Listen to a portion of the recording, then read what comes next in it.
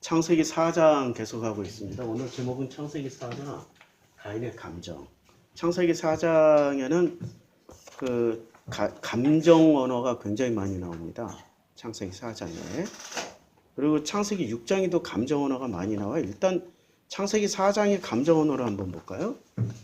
4장 1절부터 읽어나가면 아담이 그의 아내 하와와 동침하며 하와가 임신하여 가인을 낳고 이르되 내가 여호와로 말미암아 등남하였다 하니라. 이 속에 감춰진 건 기쁨이에요. 등남하였다.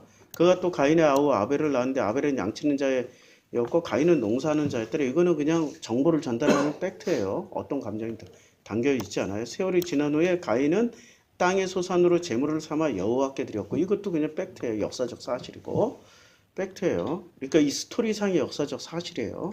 이게 굉장히 많은 걸로 상징이 지금 되어 있기 때문에 자, 아벨은 자기 양의 첫 새끼와 그 기름으로 드렸더니 여호와께서 아벨과 그의 제물은 받으셨으나 5절부터 가인과 그의 제물은 받지 아니하신지라. 요때부터 가인이 몹시 분하여 안색이 변하니. 이 지금 뭐가 들어가 있어요?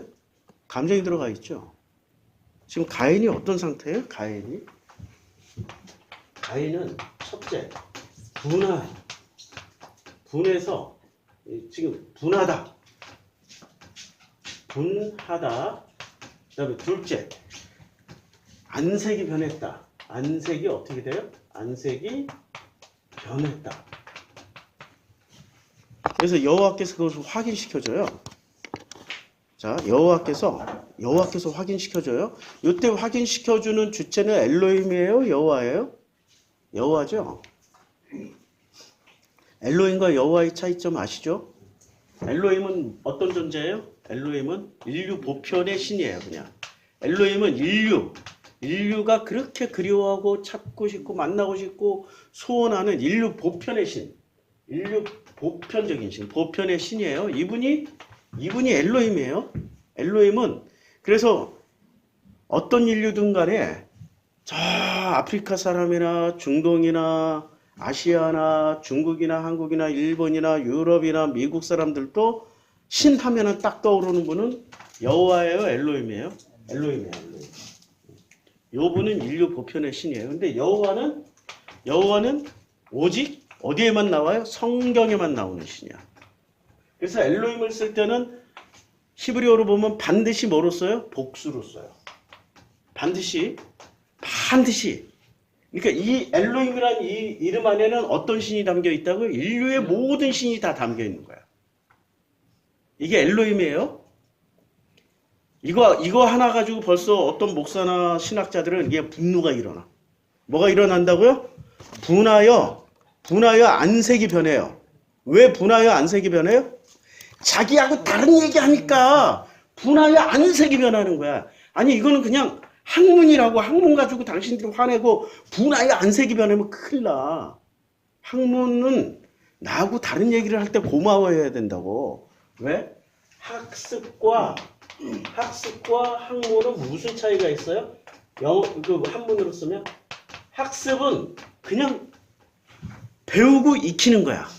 이거는 되물어 볼 필요도 없고 자기가 배우고 익히는 것 그대로 그냥 살면 돼. 근데 학문은 이 학습에 대해서 자기가 배우고 익힌 이 학에 대해서 질문을 던지는 거예요. 네가 알고 있는 게 맞아? 사실이야? 진짜야? 그거 따라가면 구원 받을 수 있어? 끊임없이 질문 던지는 거예요. 이게 학문이야. 그러니까 우리 교회는 학습하는 교회예요? 학문하는 교회예요? 학문하는 교회예요. 학문. 질문을 던지잖아. 그러면 신천지는 학습하는 교회예요? 학문하는 교회예요? 학습하는 데야. 그럼 기존 교회는 학문하는 데야? 학습하는 데야? 학습. 그러니까 신천지하고 기존 교회하고 뭐가 달라? 똑같아. 학문해야 된다니까. 목사는 계속해서 성경에 대해서 질문을 던져줘야 돼요. 당신들이 알고 있는 것에 대해서 질문을 던져줘야 돼. 세상에 배워가지고 온 것들에 대한 질문을 던져줘야 된다니까.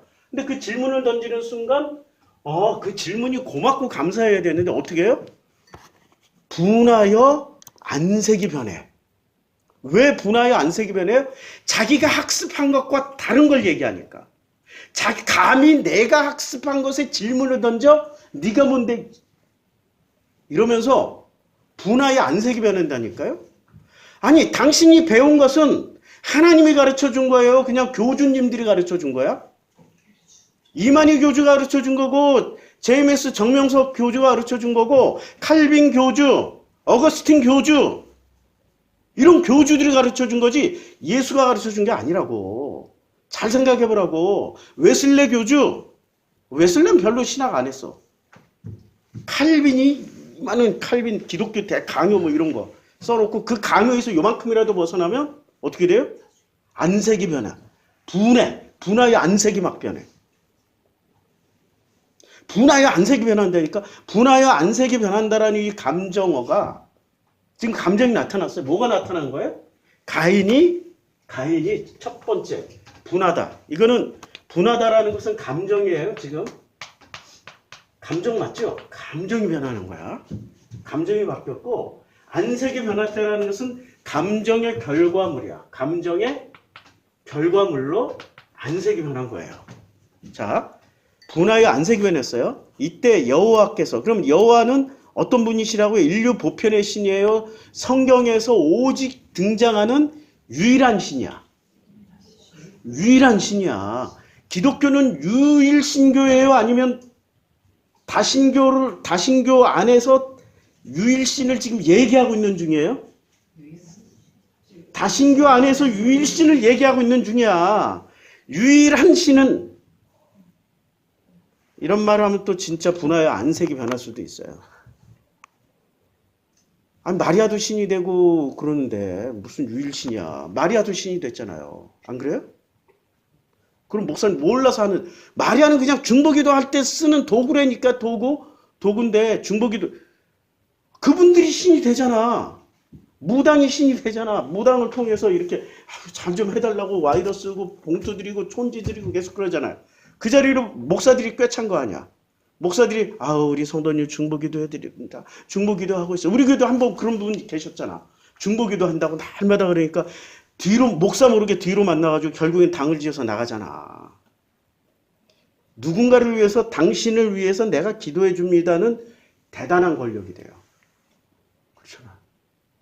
대단한 권력이 된다니까. 얘기하다 보니까 나도 감정이 막 격해가지고 앞에 말 잃어버렸어. 우리 실제 사례니까 감정이라는 거는 자 보세요.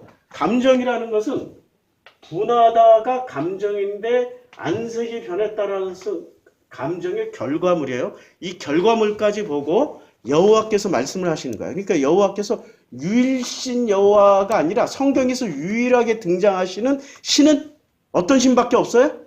여호와야.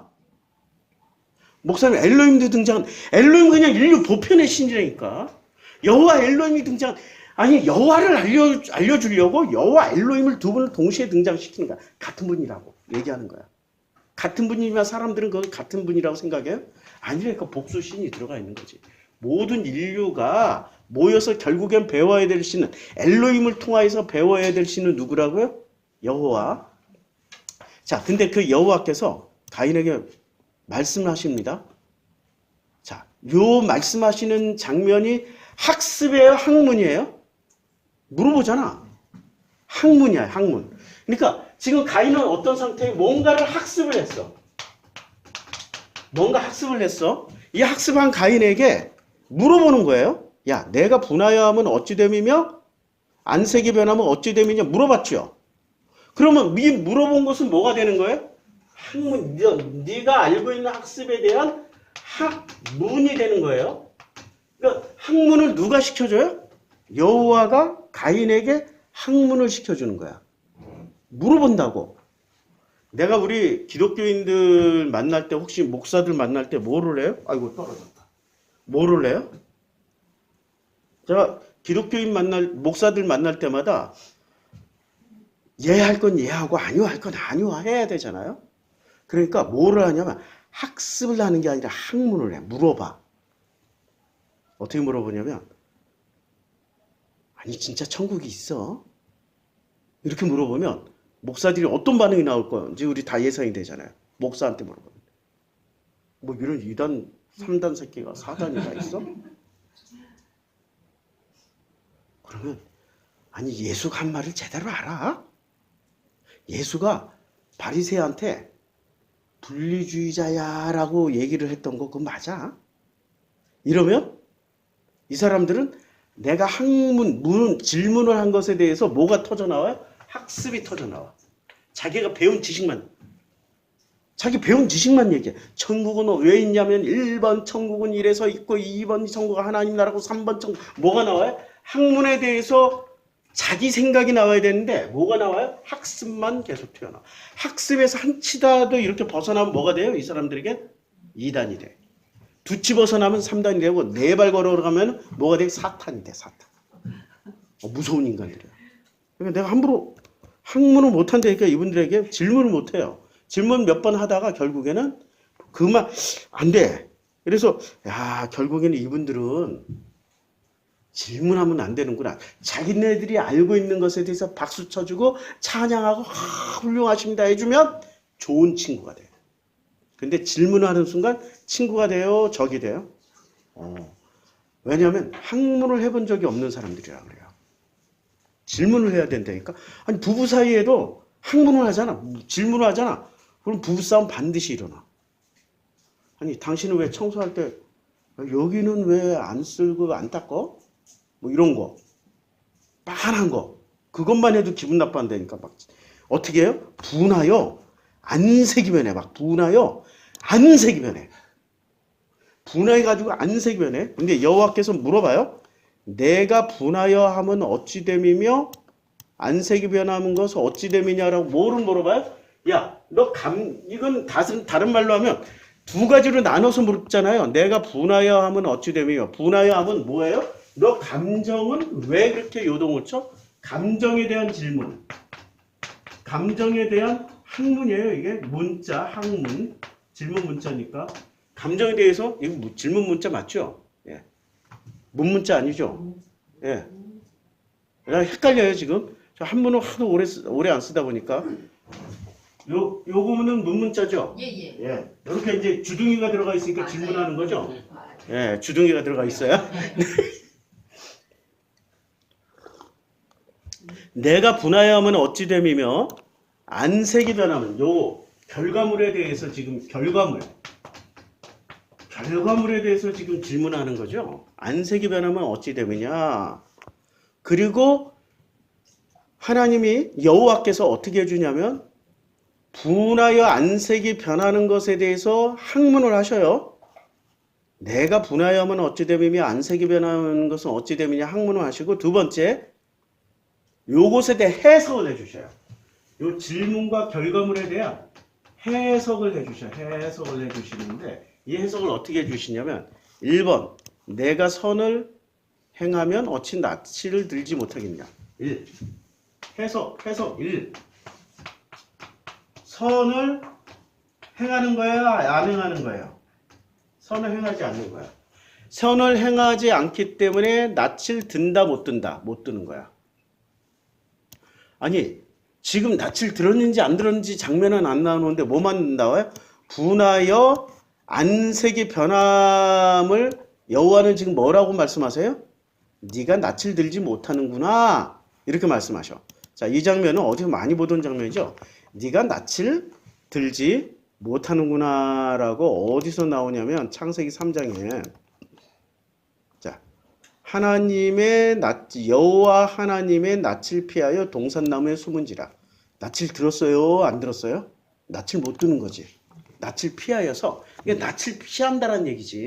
낯을 들지 못한다는 건 낯을 피하는 거예요. 그리고 선을 행하지 아니하면 죄가 문에 엎드려져 있느니라. 자, 두 번째 선을 행하지 않는데 그래서 네가 내 낯을 피하는 거야. 이게 창세기 3장에 아담과 하와가 하나님의 낯을 피해 있는 장면은 선을 행하는 거예요? 선을 안 행하는 거야? 안 행하는 거야. 그 다음에 죄가 문 앞에 엎드려져 있는 거예요?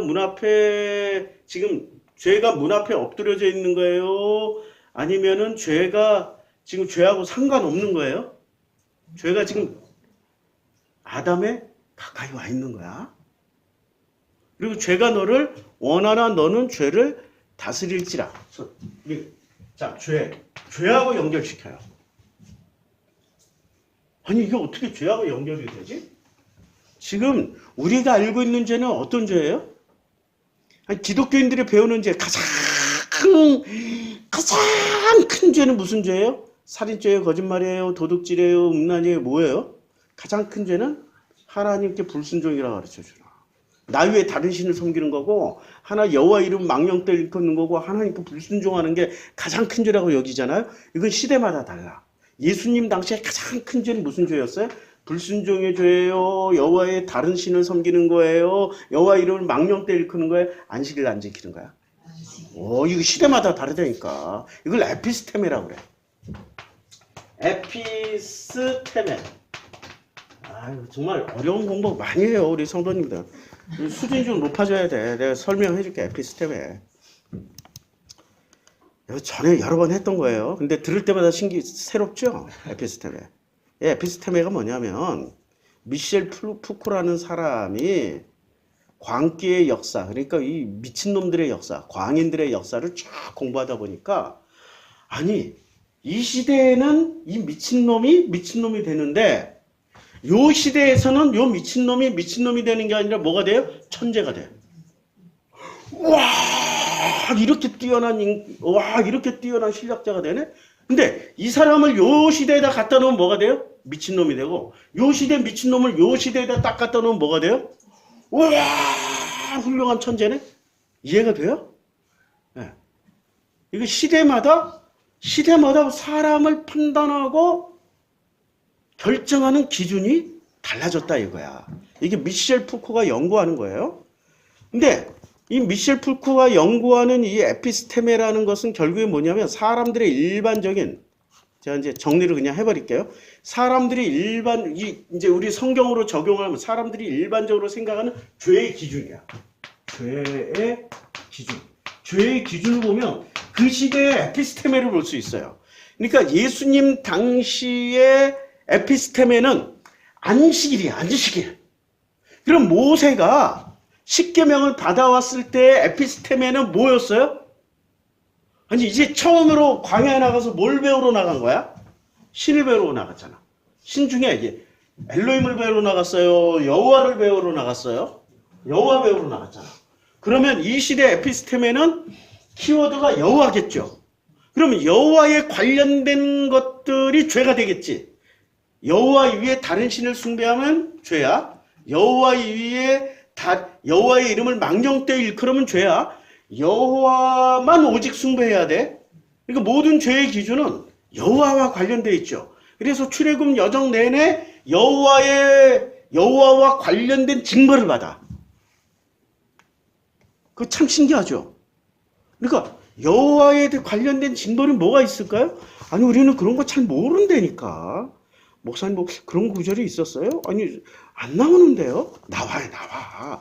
어디서 나오냐면 욥기 마지막 장에 가서 보면 돼요. 욥기 마지막 장에 무지한 말로 이치를 가린 자가 누구니까?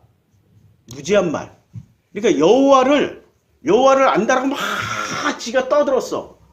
근데 이게 여호와가 원하는 말을 하는 게 아니라 학습된 말을 하는 거야. 그러면 여호와가 원하는 말이 아니라 학습된 말을 하면 이게 뭐예요? 이게 죄래니까. 지금 욥이 고백하잖아. 무지한 말로 자기가 알고 있는 여호와라고 생각했던 것을 막 떠들었는데 그게 누구였어요? 결국에 인류 보편의 엘로힘이었어. 이러면 이게 죄래니까? 이게 죄야. 자, 그 다음에 나는 깨닫지도 못한 일을 말하였고 스스로 알 수도 없고 헤아리기도 어려운 일을 말하였나이다. 그러니까 뭐를 말해야 돼? 학습된 말을 해야 되는 거야? 아니면 깨달은 거, 학문을 얘기해야 되는 거야? 여기서 잘 보라고요. 학습된 말을 하면 죄야. 깨달아서 말을 해야 되는데 깨닫지도 못한 말을 했어. 깨달음은 학습에서 나와요? 학문에서 나와요? 학문에서 나와. 학습에서는 절대 안 나와. 학습은 이렇게 딱 정해놓고 그것만 암기해야 돼. 그 밖으로 한 걸음만 벗어나면 뭐가 돼요? 그게 죄야. 학습자들은. 근데 하나님은 뭐를 죄라고 여겨? 학습된 것만 말하면 그게 죄라니까. 어떤 걸 말을 해야 돼요? 깨달음을 얘기해야 돼. 깨달음. 와, 이거는 기독교, 지금 이게 기독교에 가까운 말이에요. 깨달음을 강조하는 불교하고 가까운 말이에요. 욥이 정확하게 어느 시대 사람이냐면 굉장히 오래된 고대 사람이잖아요. 아브라함 시대. 그 고대가 지금 뭔가 인류의 문화 유산들이 만들어지는 시기라고. 그때 학습된 말을 하는 것은 바보 천치야. 뭐를 말해야 돼? 깨달음. 소크라테스라든지 이런 사람들처럼 깨달음을 얘기해야 돼. 깨닫지도 못한 말을 하였고 스스로 알 수도 없고. 그러니까 학습은 스스로 알 수 없는 것을 학습되면은 마치 자기가 아는 것처럼 얘기하는 거잖아요. 학습은 스스로 알아가는 게 아니니까 학습은 주입이야. 스스로 알아가는 길이 아니야. 주입이야. 그러니까 주입된 말을 하면은 그게 죄예요. 누구 같은 죄예요? 욥같이 고난당할 죄야. 끔찍해지죠, 갑자기. 갑자기 끔찍해져요. 저도 거듭남의 체험 때 체험한 건데 이제까지 학습했던 거 그런 거 다 무용지물이야. 필요 없어. 그렇게 성경 공부하고 그렇게 성경 읽고 그렇게 설교 들었는데 그거 하등에 하나에 도움이 안 되더라고. 그 불과 이 지상의 시간, 이 현실의 시간에서는 2, 3초지만 내가 그 세계 속에 들어갔다 온 것은 한 100만 년쯤 돼요. 크로노스에서 카이로스의 때로 들어갔다 나온 건 100만 년쯤 되는데 그 100만 년 동안에 완전히 교정돼서 나왔어요. 그 시기가 있었기 때문에 비로소 내가 스스로 뭐를 알았냐면 내가 무지한 말로 떠들어댔구나. 나는 깨닫지도 못한 말을 말하였고 스스로 알 수 없고 헤아리기도 어려운 일을 말하고 살았구나. 요걸 알게 된 거예요. 요걸. 곧 지상의 시간은 불과 2, 3초밖에 안 돼. 그러니까 아무도 눈치채지 못했어. 나 혼자 100만 년을 갔다 왔다니까. 목사님 100만 년 엄청 긴 시간, 100년 정도 아니겠어요? 꼭 그런 거 가지고 따지는 인간이 있어. 내 마음의 상태는 100만 년이 아니라 1억 년쯤 갔다 온 것 같아. 거기는 공간이 없어. 시간 개념이 없어. 시간 개념이 없어서 그렇게 표현할 수밖에 없어요. 그 속에 들어가는 순간 시간 개념이 존재하지 않아. 그러니까 내가 말하겠사오니 주는 들으시고 내가 주께 묻겠사오니 주여 내게 알게 하옵소서라고 하는데 자 지금 욥이 뭐가 시작돼요? 욥이 말하고 욥이 묻는 거야. 그러니까 뭐를 말해요? 자기가 학습된 것에 대한 질문을 하는 거야. 와, 뭐가 시작된 거예요? 비로소 학문이 시작인데 이 학문이 시작될 때 안녕, 그래 안녕, 반가워요. 위험한 자세. 여기 와서 앉아 있을래? 그래. 여기서 이제 잘 들어요. 잘 듣고 그래. 자, 그래서 내가 주께 묻겠사오니 주여 내게 알게 하옵소서라고 하는 것은 학문이 시작된 거야. 거듭난 사람, 하나님을 만난 사람 뭐가 시작돼야 돼요? 학문이 시작돼. 질문이 시작된다니까. 저는 계속 질문을 던지잖아. 근데 우리 교회에 수없이 왔다가 수없이 떠나는 사람들 뭐를 못 견뎌서 가요? 질문을 못 견뎌요. 왜? 자기가 알고 있는 이 학습을 깨기가 싫어. 이 학습이 깨지는 순간 자기가 가지고 있는 모든 시스템이 어떻게든 무너진다고 생각해. 이걸 죽음이라고 해. 무너지는 걸 죽음인데 이걸 예수는 뭐라고 표현하냐면 십자가에서의 죽음이야. 이게 십자가에서의 죽음인데 이 죽음을 안 죽고 무슨 죽음만 죽으려고 그래. 진짜 목숨 끊어지는 죽음만 죽음이라고 생각해. 목숨은 아무것도 아니에요. 제일 중요한 나를 지탱하고 있는 어떤 이데올로기, 내가 가지고 있는 어떤 고집, 습관, 문화, 나를 지금 나라고 주장하고 있는 것들이 다 죽어야 내가 내 속에 있는 하나님이 주신 선물, 하나님의 형상이 드디어 거듭나셔가지고 그게 다시 태어난다니까 그 형상을 내가 살기 시작해. 그러면 이제까지 내가 죽어 마땅한 습관, 고집, 문화, 학습 이런 것들이 나라고 생각했던 것들이 나예요? 아니면 내 속에 그것들에 눌려가지고 잠자는 자처럼 누워 있었던 하나님의 형상이 진짜 나야? 하나님의 형상이 진짜 나라고. 그게 거듭나야 돼. 그게. 그래. 자, 내려와요. 그래요. 아이고야, 얼굴에 안경 끼고 보니까 얼굴에 열꽃이 더 잘 보여서 안쓰럽다. 아이고야. 그러니까 자, 내가 이제까지 내가 죽게 대하여는 여태까지 내가 죽게 대하여 귀로 듣기만 하였사오나 그러나 지금부터는 눈으로 주를 직접 배움나이다. 자, 이게 지금 여호와를 만난 사람들의 공통분모예요. 눈으로 주를 직접 배움. 아니, 목사님 직접 봐요? 이러면 또 신비주의로 오해를 하니까 나는 모든 삶의 여정 가운데서 일어나고 있는 사건들, 사람들, 관계들, 이런 나에게 좋은 일이든 안 좋은 일이든 전부 다 여호와가 동행한다는 증거를 뭐로 생각하냐면 학문이 되는 거야. 왜 일어나죠, 아버지? 아버지 이거 왜 이 사람은 이래요? 왜 요번 주는 내가 화요일부터 왜 계속 여기 있어야 되는 거죠? 있으면서 왜 나에게 이런 계속 누구한테 질문을 해요? 아버지한테 질문하는 거야. 여호와. 내 아버지는 여호와예요. 여호와께 질문하는 거야. 그러면 그 여호와와 나는 계속 문답을 해. 그리고 내 머릿속에서요, 내 마음속에서요. 내 마음. 하나님의 형상이 마음이기 때문에 이 마음이 깨어나는 거야. 그래서 어떻게 하냐면 이제 주를 직접 배움나이다는 바로 그 장면. 끊임없이 학문을 하는 거예요. 눈으로. 그러므로 내가 스스로 거두어드리고 티끌과 재 가운데서 회개하나이다. 언제 회개를 해요? 학문의 과정이 있고 나서 회개하는 거지. 학문의 과정도 없이 뭐 덮어놓고 회개하는 거야. 내 죄를 용서해 주지 머리부터 발. 이거 내가 무지하게 많이 했거든.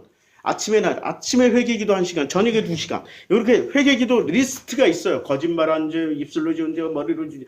이게 바울이 써놓은 그 죄 있잖아요. 하나님을 거절한 하두죄. 뭐 이렇게 써놓은 게 이게 3페이지가 돼. 요거 읽어가면서 한참 이거 바울이 얼마나 그렇게 디테일하게 자기 죄를 고백했는지 몰라. 겉으로 보면 되게 훌륭하죠. 되게 훌륭하죠. 지금 여기서 말하는 죄가 그런 죄예요? 그거하고 전혀 상관없는 죄예요. 무슨 죄요? 창세기 4장으로 다시 돌아가서 자, 죄가 문에 엎드려져 있느라 죄가 너를 원하나 너는 죄를 다스릴지니라 라고 했어요.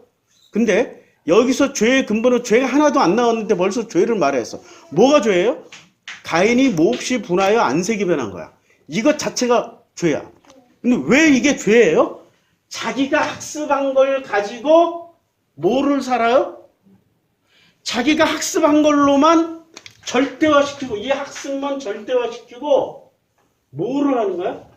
자기가 오직 이 학습한 것을 절대화시킨 걸로 인해서 행동으로 옮기기 전까지 그게 죄야. 지난주에 한 게 그거잖아요. 행동으로 옮긴 게 죄예요? 아니면 행동으로 옮기기 직전의 마음 상태가 죄야? 지난주에 설교한 게 그거잖아. 마음 상태가 죄라니까? 마음 상태가 지금 어떻게 돼요? 마음 상태가 우리는 죄라고 하면은 기독교에서 죄는 마음 상태를 얘기를 안 해. 행실의 결과물이 이게 죄라고 그래요. 근데 예수는 마음 상태가 죄라고 그랬어요. 행실의 결과물이 죄라고 그랬어요? 마음 상태가. 우리가 오늘도 마태복음 5장 그 교동문 했잖아요. 근데 마태복음 5장에 보면 뭐라고 얘기를 해요? 자, 마태복음 5장에 그러니까 그 살인하는 자가 죄예요? 아니면 살인하는 마음을 가진 게 죄예요? 음란한 행실을 하는 놈이 죄예요? 음란한 마음을 품어도 죄예요? 마음만 품어도 죄라니까. 간음하지 말라 하였다는 걸 너희가 들었으나 나는 너희에게 이르노니 음욕을 품고 뭐를 품어요? 어디다 품어요? 마음에 품고 여자를 보는 자마다 마음에 이미 뭐로 간음을 했어. 만일 내 오른 눈이 실족하거든 빼어버려라. 와, 그래서 이게 가장 멍청한 사람이 문자 그대로 보는 거야. 그래 내 오른 눈으로 간음했어. 오른 눈으로만 간음해? 왼쪽 오른쪽 다 간음한데 오른 눈으로 간음을 빼버렸어. 이 무식한 놈. 이런 인간들이 있다니까 진짜. 그런 말이 아니라 마음의 법칙을 얘기하는 거야. 그러니까 지금 이 마음 상태가 죄야. 행실은 죄의 결과물이니까 하나님이 이거 안 따져. 지금 예수하고 여호와가 하시는 말씀이 동일한 거예요. 동일한 게 뭐냐면 자, 몹시 분하여 안색이 변하는 요 과정이 뭘 보여줘요? 몹시 분하여 안색이 변하는 게 마음 상태를 보여준 거예요. 마음 상태를. 근데 마음 상태를 우리는 상대방의 마음 상태를 정확하게 볼 수 있나요? 못 본다니까? 아니, 내가 우리 40년 만에 만났잖아요. 우리 친구들을. 근데 상처, 결핍, 아픔, 슬픔, 분노를 가지고 사는 사람은 마음 상태가 바로 어디서 나타나요? 얼굴과 입술로 막 쏟아져 나와. 근데 대부분 우리 친구들이 저기 그 회장님들이 됐잖아요. 근데 이 아들은 얼굴 보면 바로 마음 상태를 알 수 있을까요? 알 수 없어. 알 수 없다니까? 이상하게 이렇게 이 세상에서는 선악의 세상에서는 어떤 사람들이 성공하냐면 마음 상태를 잘 들통나지 않는 사람들이 성공해. 마음 상태를 쉽게 들통나는 사람은 결국엔 저 직원이라니까. 근데 여긴 다 회장님들이 아직. 근데 그 살아가는 것을 뭐로 할 수 있냐면 거기 나와서 놀고 행동하고 하는 것을 보면 벌써 달라. 다르다고 하니까 아우 고급지게 막 우아하게 이거 아니라니까. 친구들끼리 노니까 진짜 친구로 돌아가가지고 이로 놀아. 거기 제주도 가면 원래 이름이 있는데 그 사회자가 이름 붙여줬어요. 제주도. 와 얼마나 신나고 재미나게 인생을 사는지. 이 친구는 벌써 시인 등단했지. 이 친구 지금 저 공단의 본부장님이 됐어요. 아니 은퇴하셔가지고 제주도 가서 감귤밭 이미 20년 전인가 30년 전에 감귤밭을 사가지고 뭐 거대한 땅 그때 땅값 진짜 쌀 때 사가지고 귤농사 짓다가 이게 동기들이 다 본부장 올라가고 뭐 회장님 되고 내 동기가 코레일 사장님이 코레일이 거의 3만 명 되는 직원들이 있잖아요. 대한민국에서 굉장히 큰 기업이에요. 공기업. 거기 사장님이니까 나랑 같이 문해반하고 너는 글을 쓰고 내가 그림 그리고 나도 그 시를 쓰고 너는 가서 취재해. 뭐 이렇게 해서 문해지 우리 기수가 졸업할 때 학교 문해지 꼭 발행하잖아요. 우리 같이 그걸 만들었던 친구가 코레일 사장이 됐어. 대한민국에서 성공한 사람 중에 하나지. 근데 이런 친구들이 지금 이름을 제주도라고 붙여줬는데 이게 미워서가 아니라 그 마음 상태의 친구들끼리 있으니까 옛날 시절로 돌아가서 바로 즐겁고 재미나고 편안하게 신나게 노는 것을 보고 제주도라고 붙여준 거야. 이 친구는 가서 감귤 농사 잘 짓다가 또 친구들이 그러니까 또 콜 돼가지고 또 본부장님 또 하셔. 아니 근데 또 하고. 그러니까 우리 철도 마피아라고 그러잖아. 우리 출신들은. 철도 물어보더라고. 카르텔하고 마피아하고 뭐. 마피아가 더 똘똘 뭉쳐 있어. 카르텔은 정관계부터 다 로비가 돼 있어가지고 그건 진짜 훨씬 더 큰 범이고 마피아. 근데 없어졌어요. 이미 우리는 졸업생을 35년 이상 못 받고 있으니까 곧 끝나. 다 은퇴하셔. 망해 이제. 자, 죄의 법칙은 뭐라고요? 행위의 결과물이에요? 마음 상태가 죄예요? 그럼 우리 마음 상태를 결정짓는 게 마음 상태에서 나오는 게 가장 큰 게 뭐예요? 마음에서 나오는 게 이데올로기가 나와요? 아니면은 무슨 뭐 주장이 나와요? 뭐가 나와요? 아니면 그 감정이 나와요? 마음에서 제일 먼저 터져 나온 게 뭐가 나와요? 감정. 자, 이 감정을 알기 위해서는 우리가 반드시 알아야 될 키워드. 타인의 욕망을 욕망한다. 타인의 욕망을 어떻게 해요? 욕망한다. 인류는 태어나는 모든 사람은 자기의 욕망으로 살까요? 타인의 욕망으로 살까요? 강남에 있는 지금 학원에서 열심히 공부하고 있는 새벽 2시까지 열심히 공부하고 있는 그 학생들은 자기의 욕망 때문에 거기 앉아 있어요? 부모의 욕망 때문에 거기 앉아 있어요? 자기 욕망대로 못 살고 누구의 욕망대로 살아요? 타인의 욕망을 욕망하면서 살게 돼 있어. 태어나는 순간부터 우리는 그 구조 속으로 들어가는 거야. 타인은 광고만 보더라도 아니 배가 안 고팠는데 한 9시쯤 저녁 잘 먹고 7시, 8시쯤에 저녁 잘 먹고 이렇게 TV 보고 있는데 갑자기 라면 먹는 장면이 나와. 그럼 갑자기 나도 모르게 라면 끓여 먹고 싶어져. 내 욕망이에요? 타인의 욕망이에요? 광고에서 무슨 이 광고하면 그 입술이 그렇게 이뻐져. 막 이것만 발라도 그때부터 그것만 사야 돼. 내 욕망이에요? 타인의 욕망이에요? 그거 하면은 쟤처럼 예뻐질 것 같아. 그 옷을 입으면은 쟤처럼 예뻐질 것 같아. 이게 내 욕망이야? 타인의 욕망이야?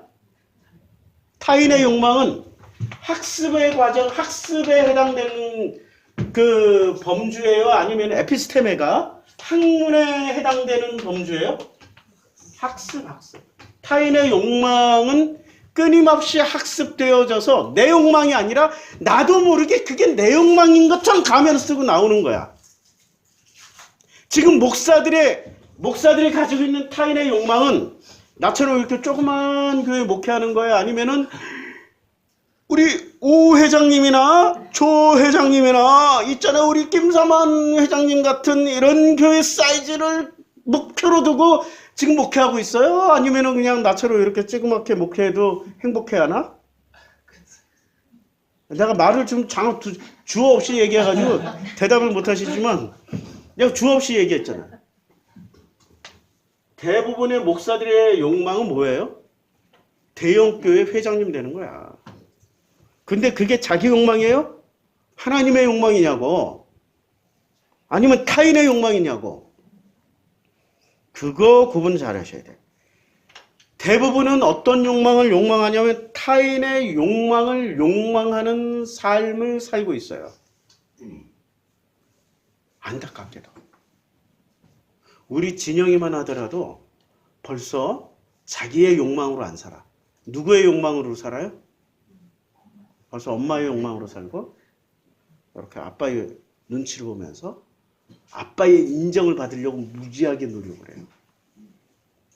그럴 때마다 좀 서글퍼지는데 그렇다고 또 네 욕망대로 막 살아봐라 이러면은 우리도 못 견뎌. 견딜 수가 없어. 우리도 준비를 해야 돼. 서로 공통분모를 만들어 놓고 해야 되는데 저도 지금 갈등 상황이에요. 그러니까 타인의 욕망을 욕망하는 것은 이 욕망이 마음 상태에 뭐가 가득 차 있어서 타인의 욕망을 욕망하는 거예요? 학습되어 있는가. 근데 이 학습 상태를 뭐라고 표현하냐? 이게 이데올로기요. 뭐 여러 가지로 표현할 수 있는데 자, 우리는 자기의 감정을 가지고 그게 전부 다 내 감정이다라고 생각하면 될까요? 아니죠. 자, 제가 제이킴 장로님이 올린 글에 댓글을 달았어요. 같은 역사적 사실에 대한 감정적 반응은 태극기 부대와 개혁을 바라는 사람 사이에서 극명한 차이가 보이죠. 아니 지금 같은 역사적 사실을 보는 거야. 지금 이 마음 상태를 지금 죄의 근본은 뭐라고요? 행실이에요, 마음이에요. 그럼 우리 마음을 알아야 된단 말이야. 이 마음이 도대체 어떤 상태인지. 이 마음은 지금 어떤 상태? 중립지대예요. 마음은 뭐라고요? 중립이야. 여기에 아카달토스. 그러니까 아카달토스가 붙으면 마음이 푸뉴마잖아. 푸뉴마인데 여기에 아카달토스. 여기 뭐예요? 더럽다. 더러운이 결합되면 요게 귀신이 되고 귀신이나 마귀 이런 걸로 돼요. 근데 여기 하게오스가 붙으면 하게오스가 결합이 되면 요거는 천사가 돼. 이렇게 번역을 했어요, 성경에서. 그러면 자, 이 마음은 이제 중립이야. 근데 이 마음 안에 그냥 하나님의 형상이라고 생각하면 좋은데 하나님의 형상이 아니라 이미 이렇게 나뉘어 있어. 제가 그림을 잘 그릴게요. 마음이 이렇게 나뉘어 있어. 절반이 이렇게 아주 기가 막혀요. 여기 위에는 빨강색, 아래는 파란색. 아이고 옛날 우리 선친들이 이걸 다 깨달았다니까. 그래서 이쪽으로 막 밀고 가려고 그러고 이거는 또 이렇게 막 밀고 올라가려고 그러고 힘 대결을 하는 거예요. 이렇게 서로. 이걸 뭐라고 그래? 여기 우리나라 태극기가 이렇게 생겼잖아. 이게 굉장한 철학이 담겨있다. 이게 마음의 법칙이라고. 그리고 심지어는 여기다 눈을 그려놨어. 이렇게 눈을. 요 마음에다 눈을 그려놨어. 그러니까 음양의 마음이 서로 대결해서 그렇지만 균형을 이루면 이것을 바로 중용이다라고 그래. 참 어렵죠? 우리 설교 이해하려면 어려워. 왜냐하면 이거는 굉장한 학습을 해야지. 학습을 해야 뭐를 할 수 있어요? 학습된 걸 찾아내는 거지. 학습도 안 한 놈이 학습된 걸 어떻게 찾아내? 그래서 하나님이 특별 훈련을 저를 많이 시키셨어요. 고난 속에 집어넣어가지고 남들이 연애하고 남들이 막 술 먹고 놀고 당구장 가고 그럴 때 나는 그 자폐에 빠져가지고 뭐 했어요? 도서관에 처박혀 앉아가지고 책 읽고 있었다니까. 그 시간이 정말 내 인생의 가장 어두운 시간인데 뒤돌아서서 봤더니 재해석이 되는 거야. 이게 하나님의 은혜고 하나님이 나와 동행해 주신 결과물이었구나. 자, 이 하게오스가 그러니까 이 마음이 다시 이제 설명하기 위해서 써놓은 거고 싹 지우고 우리 마음 안에 하게오스는 어떤 영역이야? 여기 하나님의 영역이야. 세상에서 가장 하게오스, 이게 하게오스가 순결하다, 순수하다, 깨끗하다 이런 뜻이고 아카달토스는 그러면 어느 영역이에요? 그럼 사람들은 세상 마귀 이렇게 얘기하는데 세상 마귀가 아니고 여기 무슨 영역이냐면 성경에서는 정확하게 세상 마귀가 아니라 이게 선악을 가지게 된 인간 상태예요. 선악을 가지고 선악을 판단하는 인간 상태가 아카달토스가 되는 거야. 이게 구신이야. 그러니까 지금 똑같은 사건을 놓고도 어떤 이데올로기를 가졌는지에 따라 감정도 서로 달라져요. 어떤 성경 해석을 가졌는지에 따라 감정도 둘로 나뉘어요. 십자가 예수를 볼 때마다 눈물 짓는 슬픔으로 막 슬픈 가운데 나를 대신해서 죽으셨구나. 내 고통, 내가 당할 고통을 저분이 육신으로 다 당하셨구나. 이러고 슬퍼하는 사람만 있고 정말 불쌍하다 슬퍼하다. 어떤 사람은 십자가 예수를 볼 때마다 기쁨의 눈물, 같은 눈물을 흘리는데 뭐가 달라요? 내용물이 달라. 감사와 기쁨이 나와. 어떤 사람은 하염없이 슬프고 비참하고 고통만 느끼는데 어떤 사람은 감사와 기쁨이 나와. 아니 십자가 예수 고난당하는 장면을 보고 눈물은 흘려. 근데 어떤 사람은 그 마음이 너무 감사하고 기뻐. 근데 어떤 사람은 너무 비참해.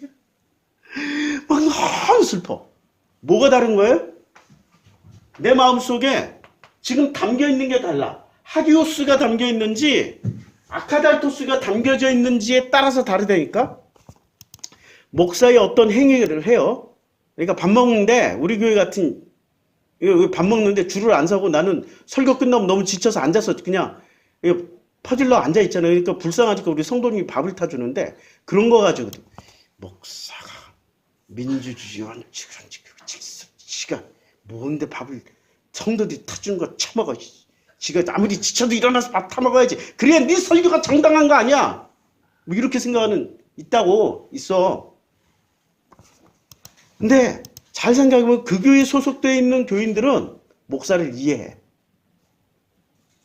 여기서 중요한 포인트가 그 교회에 소속되어 있는 사람들은 목사를 이해하는데 교회 밖에 있는 사람들은 아무리 설명해줘도 이해를 해요? 못해. 왜? 그 교회에 속해 있는 사람들은 뭐를 하기 시작해? 공감. 밖에 있는 사람은 공감을 못해. 이거 굉장히 중요한 거예요. 근데 똑같은 사건인데도 누가 어떻게 판단하는지는 서로 달라요.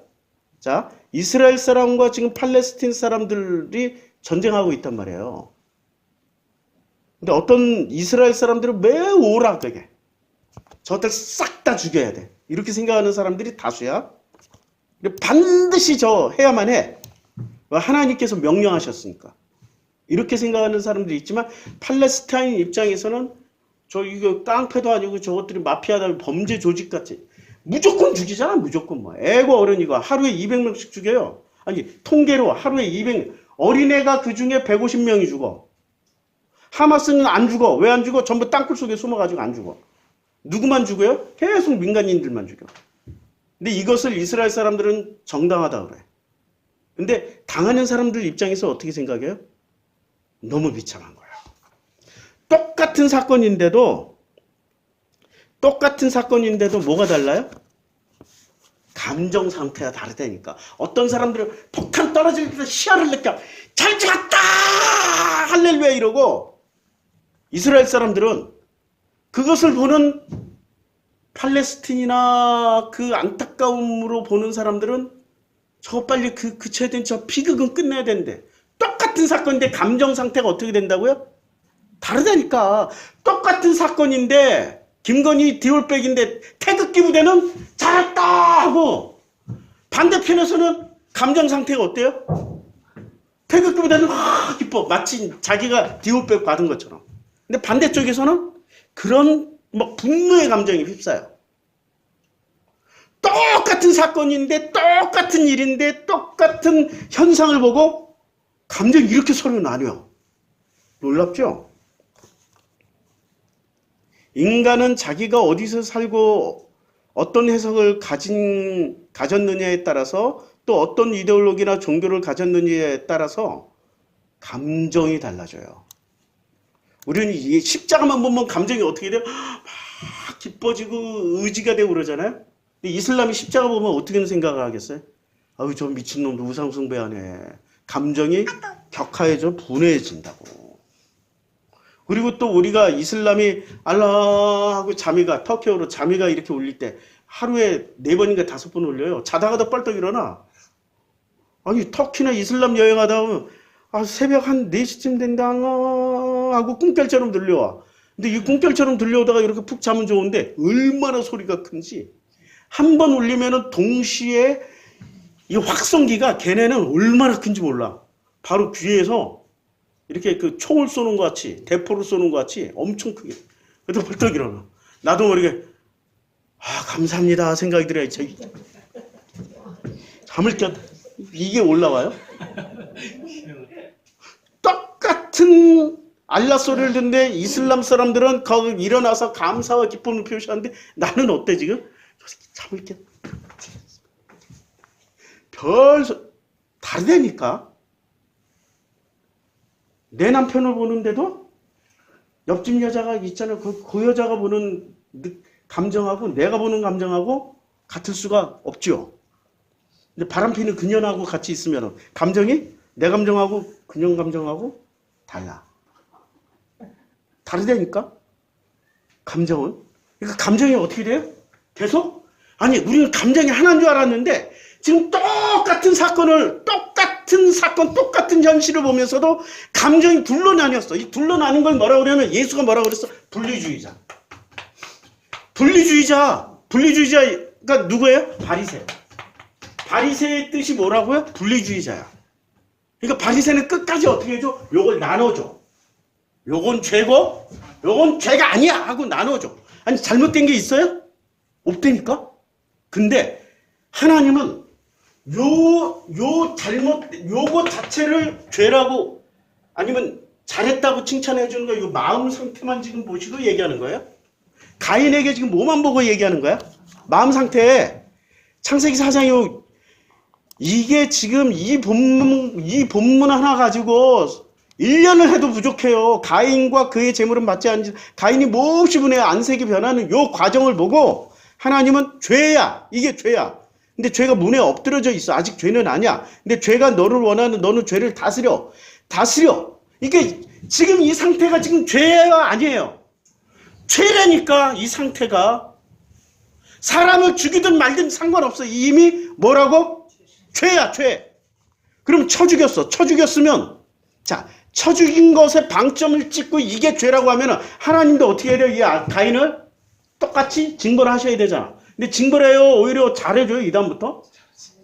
지금 너무 놀라워. 너무 잘해줘. 어떻게 했냐? 내가 무엇을 하였느냐 하고 내 아우의 피소리가 땅에서부터 호소하느니라 했더니 땅이 그 입을 벌려 내 손에서부터 내 아우의 피를 받았은지 내가 땅에서 저주를 받으리니 뭐 이렇게 유리하는 자가 되리라 그랬더니 가인이 뭐라고 그래요? 내 죄벌이 지기가 너무 무거워요. 무거워요. 그러니까 여호와께서 뭐라고 그러냐면 여호와께서 가인에게 이르시되 야 그렇지 아니하다. 가인을 죽이는 자는 벌을 7배나 받으시라 하고 가인에게 표를 주사 그를 만나는 모든 사람들이 죽임을 면하게 해줘요. 아니 때려 죽이는 게 죄라면 반드시 우리가 성경에서 배운 대로 어떻게 해야 돼? 징벌 내야 되잖아. 지옥 보내든지. 와 하나님은 그러지 않는다니까? 행실로 그 행실에 해당되는 그 행실로 되돌려주지 않아. 그 행실로 되돌려주는 것을 뭐라고 그래? 인과응보. 하나님은 인과응보로 지금 가인을 대하고 계셔. 인과응보를 떠나셨어요? 떠나신 걸 뭐라고 그래? 은혜라고 그래. 인과응보를 떠난 것을 은혜라고 한다고. 은혜. 내가 우리 성도들 떠난 사람들에게 가끔 이렇게 뒷담화 설교 시간에 하잖아요. 내가 지금 징벌을 주려고 그런 거예요? 아니 좋은 사례라 그래. 그러니까 사례를 좀 남기지 마. 떠날 때 목사님 이렇게 떠납니다. 확연하게 얘기하고 좀 떠나 좀. 제발 좀. 왜냐면 은근히 무슨 핫바지에 바람 새듯이 휙 빠져나가지 말고. 기분 나빠 솔직히 말해서. 이제 내가 나이가 한 40쯤 됐으면 그러려니 하는데 나이 60쯤 되니까 나도 좀 기분 나지. 예야 할 거 예하고 아니야 할 거 아니야 할 배짱 생겼어. 기분 나쁘다니까. 당신들 인생 그렇게 살면은 어디 가서든지 기분 나빠. 누구든지 다. 그렇게 살지 좀 말라고. 힘들더라도 얘기하고 가. 그러면 나도 깨끗하게 잊어. 깔끔하게 잊어버린다고. 근데 계속해서 얘기를 안 하고 하니까 재해석을 하게 되잖아. 그게 더 무서워. 계속 재해석하는 게 무섭다니까. 그러니까 깔끔하게 좀 잊게 좀 해주시라고. 제발 좀. 어차피 그분들 내 설교 안 들어. 어떻게 살게 옆에서 얘기해줘서 알아. 얘기도 하지 마 좀. 괜히 그냥 마음 상태가 또 죄짓게 만들지 말라. 마음 상태가. 말도 하지 마 좀. 자, 그러니까 이 마음 상태를 보고 왜 하나님은 징벌을 안 내리실까? 행위 같으면 반드시 요거 행위로 판단하시면 반드시 이 행위에 해당되는 하나님이 행위를 하실 거 아니에요. 행위로 판단을 안 하시고 뭐로 봐? 마음 상태로 죄다 아니다로 보니까 하나님 왜 징벌을 안 내려요? 하나님이 징벌을 내릴 이유가 없어. 왜냐? 이 마음이 거듭나기만 이 마음에 끊임없이 하나님 뭐를 주시냐면 아까다토스 지문 안 돼. 더러움. 뭐를 주시냐면 이 마음이 거듭날 수 있는 기회를 끊임없이 주셔요. 그게 공감이에요. 자, 마음을 계속해서 누가 분리를 해요? 바리새는 계속 분리를 해. 어떻게 분리를 해? 요건 죄, 요건 죄가 아니야. 그러면 죄라고 하는 행동을 하면은 안 되고 죄 아닌 건 해도 되는 거죠. 그렇죠? 안식일을 지켰으니까 자기는 할 일 다 했지. 그러니까 안식일을 잘 지켰으니까 지금 팔레스틴 사람들에게 팔레스틴 하루에 200명씩 죽인다니까. 통계에 나왔어. 하루에 200명씩 죽여. 폭탄 떨어뜨리고 미사일 떨어뜨리고 총 쏴서 죽이고 칼로 찔러 죽이고 때려 죽이고 감옥에 쳐놓고 그냥 고문해서 죽이고. 근데 이 사람들은 그걸 죄라고 여겨요? 안 여겨. 왜? 뭐가 결정해요? 자기네들 마음 상태가. 근데 여호와는 그걸 뭐라고 생각을 하겠어요? 그 행위를 죄라고 하는 거야. 이미 그들을 향한 분노, 안색에 변해 있는 걸 죄라고 하는 거예요. 팔레스틴 사람들에 대해서 분노하고 안색에 변해 있는 걸 죄라고 여기는 거야. 그것 자체가 죄야. 왜 분노하고 안색이 변해버렸어요? 공감하지 못하니까. 그럼 공감만 하면은 뭐가 돼요? 죄가 된다, 안 된다? 안 돼. 공감하면 행위가 나오겠어? 폭탄 떨어뜨릴 때마다 누가 죽는 거야? 내 자식이 죽는 거야. 세월호에서 그 많은 그 생태 같은 내 자식들 다 보내고 이태원에 그 참사가 일어나도 그 새끼들은 이태원 가서 귀신짓 하다가 죽었어요. 당연하지. 누가 배 타고 가래? 이러고 빤판해. 뭐를 못하는 거예요? 공감하는 순간 어떻게 돼요? 하나님이 다 용서해버려. 이게 놀라운 거라니까요. 회개라는 거는 공감하는 순간 다 없어져.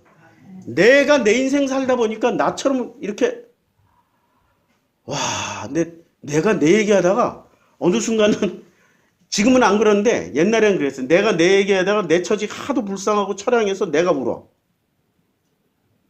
그래서 술도 많이 처먹었어.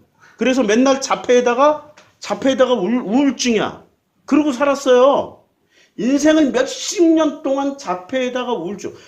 요번에 그 지난 월요일 날 서울신학대학교 조윤숙 박사가 그 익산 그 교회 와가지고 부부 상담 세미나를 하셨어. 너무 그거는 정말 꼭 들어야 돼. 우리 최 여사님 녹음 다 했으니까 한번 녹음한 거 이렇게 단톡방에 올리라고 할게요. 야, 그 내용의 핵심이 뭐냐? 제가 그동안에 헷갈렸던 게 있어요. 그러니까 자폐 장애. 이 마음이라는 게 우리는 팔다리 잘라진 장애, 눈 없고 코 없고 귀 없는 장애는 알아. 육신의 장애는 아는데 마음 상태가 뭐라고요? 마음 장애가 있는 거예요. 마음의 장애가 있고 마음 상태가 있는 거야. 근데 나는 이제까지 마음 상태를 전부 다 뭐로 봤냐? 마음 장애로 본 거야.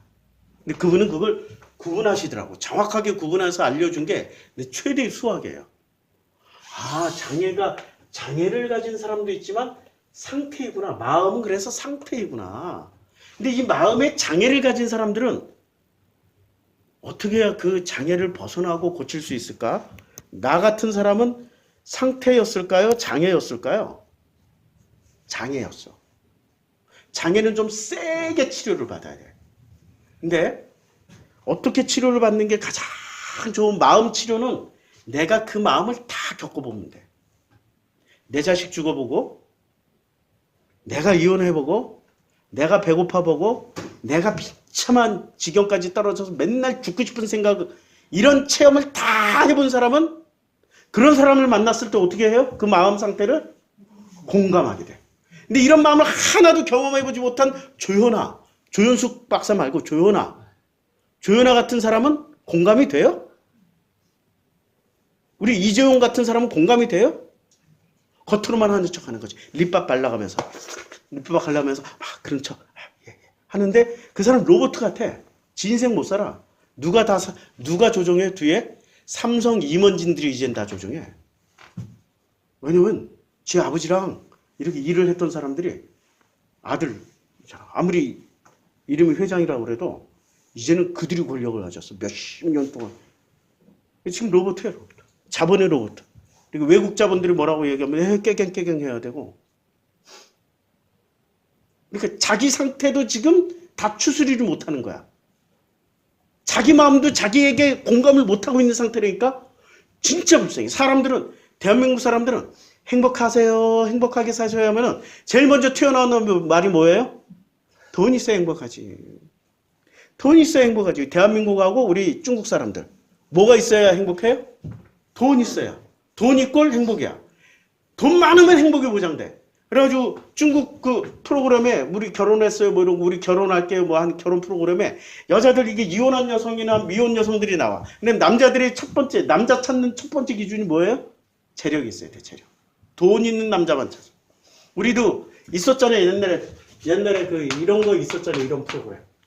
잘생긴 놈, 멋지게 생긴 놈, 힘센 놈이 좋아요? 돈 많은 놈이 좋아요? 돈이 뭐를 보장해준다고? 자기 행복을 보장해준다고 믿기 때문에 그래. 그 사람의 그 직업이 돈 버는 직업, 돈 잘 버는 직업이 그 사람이야. 한국 사람한테 행복하세요, 행복하게 사세요 그러면 돈 있어야 행복하지. 넌 돈 있으니까 행복할 거야. 목사니까 돈 있을 거 아니야. 돈 없거든? 5월달 사람이 아직도 못 받았어. 돈 없어. 근데 어떻게 행복하냐? 행복한 것은 돈이 결정하는 게 아니라 내 마음 상태가 결정하는 거야. 내 마음 상태가. 아니, 지금 내 상태보다 나의 어린 시절, 태어나서 10살 때까지 훨씬 더 비참했어. 이걸 체험했어. 10살부터 20살까지는 훨씬 더 비참했어. 맨날 죽고 싶었어. 10살부터 30살까지는 정말 맨날 어떻게 죽을지만 연구만 했어. 그러면 좋아질 줄 알았더니 30대부터 40대까지는 행복할 수 있는 조건들이 엄청 많았는데 이게 30년 동안 맨날 비참하 이게 죽을 연구만 하던 놈이 행복하게 살려고 하니까 죄책감이 들어가지고 희한해요. 그것도 행복하면 죄가 생기더라고. 내 죄책감이 들어와. 그러니까 계속 죽을 연구만 했어. 40대부터 비로소 나 홀로서기를 하다 보니까 근데 홀로서기 했잖아요. 부모, 형제, 뭐 친구 다 끊어졌어. 뭐 다 끊어졌어. 좌우지간. 나 혼자 산속에 들어가서 산에서 혼자 밥 해먹고 야 이대로 그냥 산속에서 사람들이 지겹다. 무섭다. 사람들 만나지 말자. 혼자 살자. 이러고 혼자 지내는 그 시간 동안에 뭐를 알게 된 거예요? 내 마음 상태를 조금씩 알게 된 거예요. 내 마음 상태를 알게 되니까 이제는 뭐가 되냐면 그 모든 비참했던 경험들이 뭐로 되돌아오냐면 공감으로 되돌아와. 이게 하나님이 주신 내게 주신 가장 큰 선물이에요. 공감으로 되돌아와. 그러니까 요새는 초창기에는 지금 7년 전, 5년 전에는 내 공감이 너무 지나치다 보니까 공감이 갑자기 들어오니까 이거 공감이 서서히 20년 전부터 시작됐지만 이게 제대로 공감이 되어져 가는 과정에 있는 거예요. 아직도 완성이 아니야. 그건 아버지 품에 들어가면 그건 진짜 그 공감 때문에 천국을 누리고 사는 거예요. 여기서 배워야 될 건 뭐를 배워? 공감. 예수가 다 말씀하셨어요. 이미 예수가 아이고 오늘 설교 본문을 이거 꺼내놓고 지금 바리새 꺼내놓고 지금 또 다른 말씀은 다음에 바리새예요. 지금 뭐를 찾냐면은 공감인데 이 사복음서 내가 피리를 불어도 애곡하지 아니하고 이게 어디서 나오냐면 자 예수께서 마태복음 11장 7절에 나오네. 마태복음 11장 7절 한번 보자고요. 그들이 떠나면 예수께서 무리에게 요한에 대하여 말씀하시되 바람에 흔들릴 갈대냐. 아닌데. 다시 찾을게요. 피리를 불어도 애곡하지 않고 춤을 추어도 자 17절이네. 아이고 요새는 그래요. 앞에 일자로 빼놓고 읽는다든지 이런 게 전에는 내 사전에는 허용이 안 되는 그런 상황이었는데 이제 내가 자꾸 실수하다 보니까 공감의 허용 수치가 넓어지는 거예요. 우리 최 여사님은 아직 공감의 허용 수치가 정확해. 말 한마디 하다가 발음이 그게 아니야. 받침이 틀렸어. 다운패치야 돼. 점치가 아니야. 공감의 허용 수치가 아직 이렇게 넓어지질 않았어. 그런 사람들하고 살면 숨 쉴 수 있겠어요? 근데 내가 숨 쉬고 살 수 있는 거는 내 공감이 크니까 그러려니 이제는 그래라네 하면서 하는 거지. 근데 진영이 보면서 공감이 엄청 커졌어요. 그래서 야 우리 하나님 참 놀랍다. 사람을 저렇게 바꾸시는구나. 나처럼 두드러 패고 바꾸는 게 아니라 좋은 선물 주고 바꾸시네. 뭔가 좀 억울한다는 느낌이 들어. 나는 너무 두드러 맞으면서 바뀌어가지고 욥처럼 두드러 맞으면서 욥처럼 그대로 욥이 나라니까 그대로 두드러 맞으면서 바뀌니까 좀 억울했는데 저분은 진짜 하나님이 사랑을 많이 하셔. 좋은 선물 정성필요한 남편 선물 줬지. 진영이라나 딸내미 선물 주면서 이렇게 바꿔가시는 거 보니까 아 이렇게도 바꿔가시는구나. 전생에 무슨 덕을 쌓아서 저렇게 바꾸시나. 연구 중이야 지금. 전생이 있기나 하나 이러면서. 근데 사람이 하나님을 공감을 시키는 방식이 두 가지가 있더라고요. 나처럼 욥이나 나처럼 죽도록 패서 바꾸는 스타일이 있고 어떤 사람은 계속 좋은 걸로만 줘서 바꾸는 사람이 있어. 부럽죠? 근데 그걸 누가 결정하는지는 나도 몰라. 근데 그런 사람을 붙여놨기 때문에 계속 보면서 연구하는 중이야 지금. 언젠가 답을 주실 거야. 그거 받으면 바로 얘기할게요. 공개할게요. 우리 전부 다 좋은 거 받으면서 공감을 배워봅시다. 저분 정말 부러워 죽겠어. 정말 부러워. 자, 17절 이르되 우리가 너희를 향하여 피리를 불어도 너희가 춤추지 않고 우리가 슬피 울어도 너희가 가슴을 치지 아니하였다 함과 같도다. 이게 무슨 말이에요? 공감하는 사회라는 걸 공감하지 못한다라는 얘기예요. 근데 공감하지 못하는 거죠. 근데 이 본문이 어디서부터 연결되냐면은 세례 요한이 옥에서 그리스도께서 하신 일을 듣고 제자들을 보내 예수께 여짜오되 오실 그이가 당신이 오니까 아니면 우리가 다른 일을 기다리오리까라고 예수에 대해서 의심하는 장면이에요. 이게 예수가 대답을 해줘. 야, 맹인이 보면 못 걷는 사람이 걸으면 나병 환자가 깨끗함을 받으면 못 듣는 자가 들으며 죽은 자가 살아나며 가난한 자에게 복음이 전파된다 하리라. 이게 전부 다 육체적인 질병이에요? 마음의 질병이에요? 마음 상태를 얘기한 거예요. 마음 상태를. 근데 그들이 떠나며 예수께서 무리에게 요한에 대해서 말씀하신 거예요. 지금 누구에 대한 얘기예요? 공감을 못하는 인간이? 지금 누구에 대한 얘기냐고 이게. 세례 요한에 대한 얘기야. 그럼 세례 요한이 칭찬받는 거예요? 욕먹는 거예요?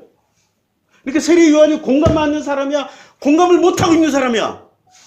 공감 못하는 자리니까 세례 요한과 세례 요한의 제자들 온 유대인과 바리새 다 합쳐서 그냥 싸그리 잡아가지고 아니 우리는 세례 요한은 위대한 사람이라고 그랬잖아요. 근데 위대한 사람이에요? 지금 죄 짓는 사람이야? 공감 못하면 전부 뭐라고? 죄. 야, 이거 목사들한테 얘기하면 목사들이 내 말에 공감할까요? 아니면 이게 학문이거든? 이거 공감을 할까? 아니면 자기네들이 학습한 거 가지고 나를 공격할까? 안색이 변하여 분하여 안색이 변할 거야, 아마. 분하여 안색이 변할 거야. 지금 공감을 못하고 있는 거라니까? 그래서 세례 요한이 천국 갔을까 지옥 갔을까 우리 헷갈리고 있잖아요.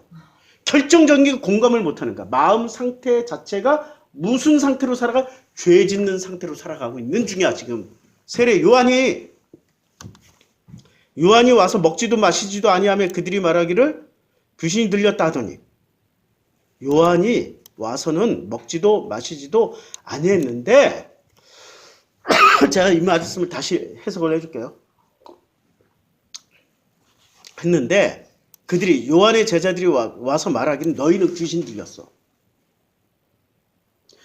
지금 요한의 제자들과 요한이 지금 뭐하고 있어요? 금식하면서 성경을 우리가 입체적으로 안 보니까 다 전부 끊어가지고 이상하게 읽어요.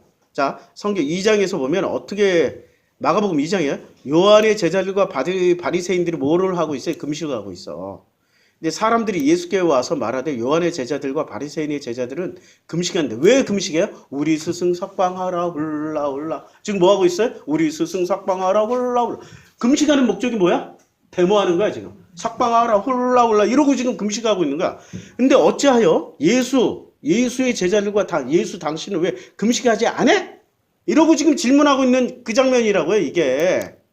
그러니까 이 장면에서 예수가 뭐라고 그래요? 이 장면에서 자 17절 그러니까 요한이 와서 먹지도 마시지도 아니하며 근데 너희는 왜 자꾸 처먹어? 귀신 들려서 그런 거야? 근데 예수가 뭐라고 그래? 인자는 와서 먹고 마시며 말하기를 보라 먹기를 탐하고 포도주를 즐기는 사람의 세리와 죄인의 친구로다 하고 지금 누가 지금 뒷담화 까고 있는 거야? 이 모든 말을? 세례 요한과 그 제자들이 뒷담화 까고 있다니까.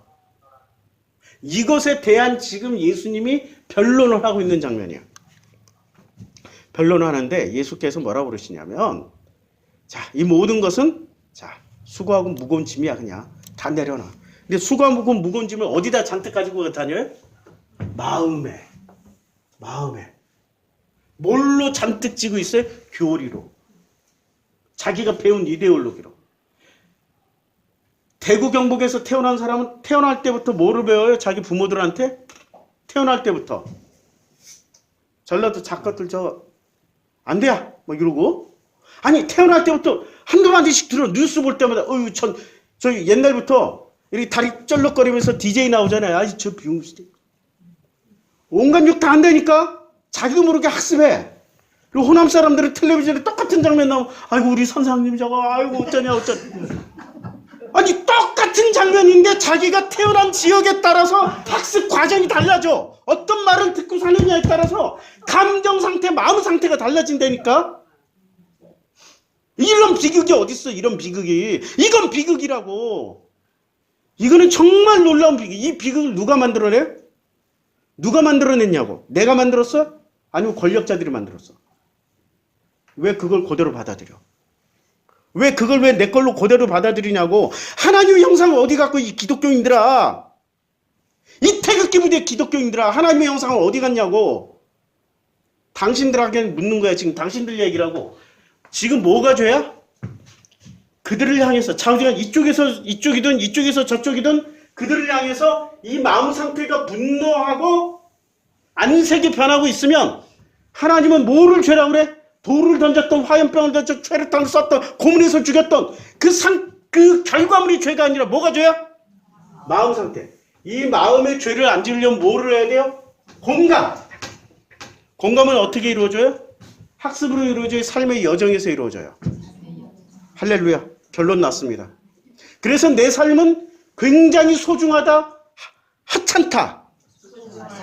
굉장히 소중하다. 죽을 때까지 체험할까? 다 하고 가자. 이게 하나님이 주신 선물입니다. 기도하겠습니다. 하나님 감사합니다.